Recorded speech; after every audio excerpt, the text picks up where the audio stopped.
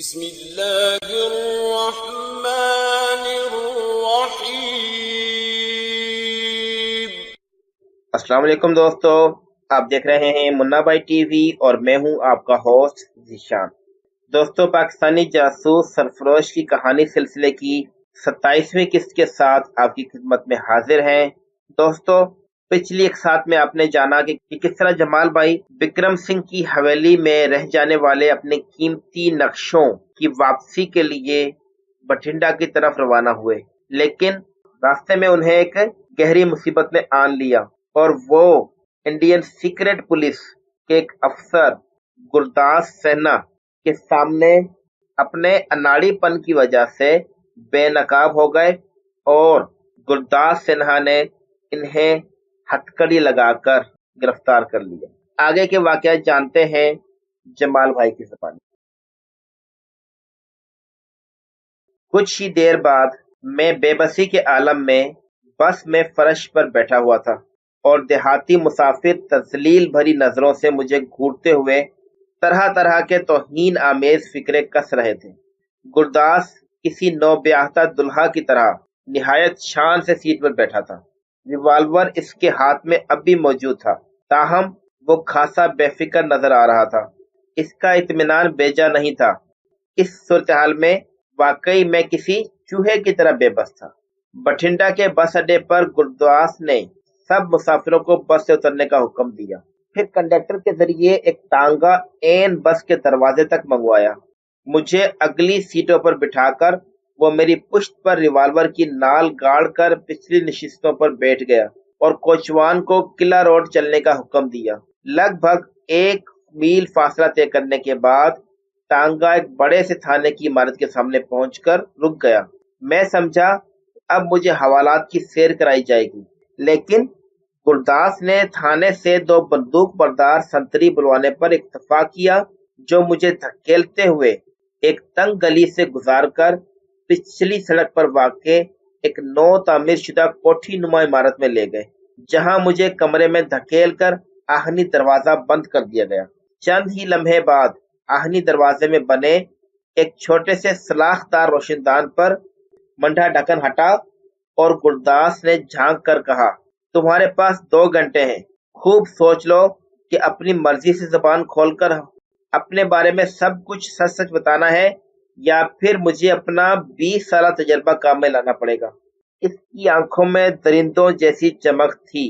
اتنا سمجھ لو کہ یہ کوئی پولیس اسٹیشن نہیں ہے، یہاں کوئی رپورٹ نہیں لکھتا، کوئی ریمانڈ نہیں لیتا، کوئی عدالت، کوئی وکیل مجھ سے سوال نہیں کرے گی کہ میں نے تیرا کیا حشر کیا۔ تیری کھال کھینچنے کے دوران تیری موت بھی ہو گئی تو مجھ سے پوچھنے والا کوئی نہیں۔ جنگل دور نہیں ہے، تمہاری لاش چیل کوے کھائیں گے۔ میں اسے کوئی سخت جواب دینا چاہتا تھا، لیکن اس نے کھٹاک سے روشن دان پر ڈھکن چڑھا دیا اور غائب ہو گیا۔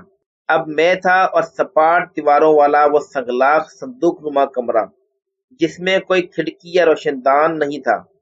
وہاں فرنیچر تو کیا، چٹائی نام کی کوئی چیز بھی نہیں تھی۔ سخت سردی نے فرش کو برف کی سل بنا رکھا تھا۔ مجھے کمرے میں پھینکنے سے پہلے ہی کمبل سے محروم کیا جا چکا تھا، جس کا مقصد یقیناً مجھے حالات کی سنگینی اور میری بے بسی کا احساس دلانا تھا۔ مجھے کوئی شک و شبہ نہیں رہ گیا تھا کہ گرداس سنہا نامی یہ شخص مجھ پر محض شک نہیں کر رہا، بلکہ اسے میرے پاکستانی جاسوس ہونے کا پکا یقین ہے۔ اب اس پر ہر قیمت پر میری زبان کھلوانے کی دھن سوار ہے اور اپنے مطلب کی معلومات حاصل کرنے کے لیے یہ کسی بھی حد تک جا سکتا ہے۔ میں اس کے وحشیانہ تشدد کو کس حد تک برداشت کر سکتا ہوں، اپنی قوت برداشت کی مضبوطی کے حوالے سے میرا پختہ اعتماد کہیں محض خوش فہمی ثابت نہ ہو۔ آج سے پہلے تشدد کے ذریعے زبان کھلوانے کے ماہر کسی شخص سے میرا کبھی واسطہ نہیں پڑا۔ کہیں میں اس کے عقوبت آمیز آزمودہ ہتھ کنڈوں کے سامنے بے بس ہو کر زبان کھولنے پر مجبور نہ ہو جاؤں۔ میں نے سوچا میرے پاس بتانے کے لیے ہلواڑا ایئر بیس میں کی گئی کارروائی اور ظہیر کے ساتھ گزارے گئے گنتی کے چند دنوں کے علاوہ زیادہ کچھ نہیں ہے، لیکن میں یہ سب اگلنے پر مجبور ہو گیا تو نہ صرف میرا مشن ناکام ہو جائے گا اور ظہیر کی زندگی داؤ پر لگ جائے گی، بلکہ اس کے بعد میرا انجام بھی اذیت ناک زندگی ہوگا یا عبرت ناک موت۔ اپنے فرض سے غداری سے بہتر ہے کہ میں اس شخص کے ہاتھوں اپنی زندگی کا خاتمہ کر لوں، تاکہ مرتے وقت میرا ضمیر تو مطمئن ہو۔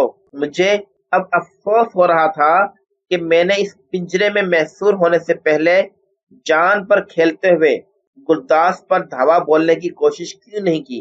گلداس سینا کی واپسی کا انتظار کرتے ہوئے میں ہڈیوں میں اترتی ہوئی سردی کو نظر انداز کرنے کی ہر ممکن کوشش کر رہا تھا، لیکن کچھ ہی دیر میں مجھے ادراک ہوا کہ پشت پر پڑی ہتھکڑی میں جکڑے بازوؤں کے ساتھ زمین پر لیٹنا تو کیا، دیوار سے ٹیک لگا کر بیٹھنا بھی اذیت ناک تجربہ ہوتا ہے۔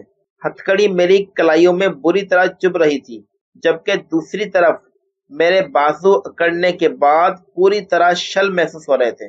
میں نے دونوں ہاتھوں کی انگلیاں تیزی سے ہلا کر بازوؤں میں خون کی روانی بحال کرنے کی کوشش کی، جو کچھ زیادہ کامیاب نہ ہو سکی۔ یہ 2 گھنٹے میرے لیے قیامت کا عرصہ بن گئے۔ جسمانی اذیت کے ساتھ ساتھ بے بسی کا احساس میرے لیے ناقابل برداشت ہوتا جا رہا تھا۔ ہندوستان آمد کے بعد سے اب تک میں نے اپنی ذہنی حالت اس قدر دگرگوں محسوس نہیں کی تھی۔ مجھے اس کی قطعاً پرواہ نہیں تھی کہ وہ بدبخت گلداس سنہا واپس آ کر میرا کیا حشر کرے گا۔ بس انتظار جان کھینچ رہا تھا۔ میں نے سوچ لیا تھا کہ جیسے ہی وہ میرے سامنے آئے گا میں اندھا دھند اس پر ٹوٹ پڑوں گا، زیادہ سے زیادہ گولی مار دے گا نا۔ وہ موت اس اذیت ناک کیس سے کہیں بہتر ہوگی۔ بالآخر مجھے دروازے کے باہر کچھ سرگرمی محسوس ہوئی۔ میں چوکنا ہو گیا، لیکن میں جانتا تھا کہ وہ پہلے روشن دان سے جھانک کر اندر کی صورتحال کا جائزہ لے گا، لہٰذا میں نے اٹھنے کی غلطی نہیں کی۔ مناسب موقع کا انتظار ناگزیر تھا۔ میرا اندازہ درست نکلا۔ روشن دان کھلنے کی آواز گونجی اور چند لمحوں بعد مخصوص چرچراہٹ کے ساتھ آہنی دروازہ کھلا۔ میں نے ایک زوردار چھلانگ لگانے کے لیے اپنے جسم کی تمام طاقت اپنے پیروں میں یکجا کر لی، لیکن اس مرتبہ دروازے سے 1-2 نہیں بلکہ یکے بعد دیگرے 5 مسلح پولیس اہلکار کمرے میں داخل ہوئے۔ گلداس کے ہاتھوں میں تو ریوالور ہی تھا، تاہم باقی 4 سنتریوں میں سے ہر ایک کے پاس چمکتی دمکتی سیاہ سٹین گن تھی اور 5 ہتھیاروں نے مجھے نشانہ بنا رکھا تھا۔ یہ منظر دیکھ کر میں متبذب ہو گیا۔ وہ سب پوری طرح چوکنا اور میری طرف سے کسی بھی قسم کی مزاحمت کی صورت میں بلا جھجک گولیاں برسانے کے لیے تیار تھے۔ انہوں نے میرے قریب آنے کے بجائے دور سے ہی نشانے پر رکھا ہوا تھا۔ اٹھ جا کاکے اور آگے لگ۔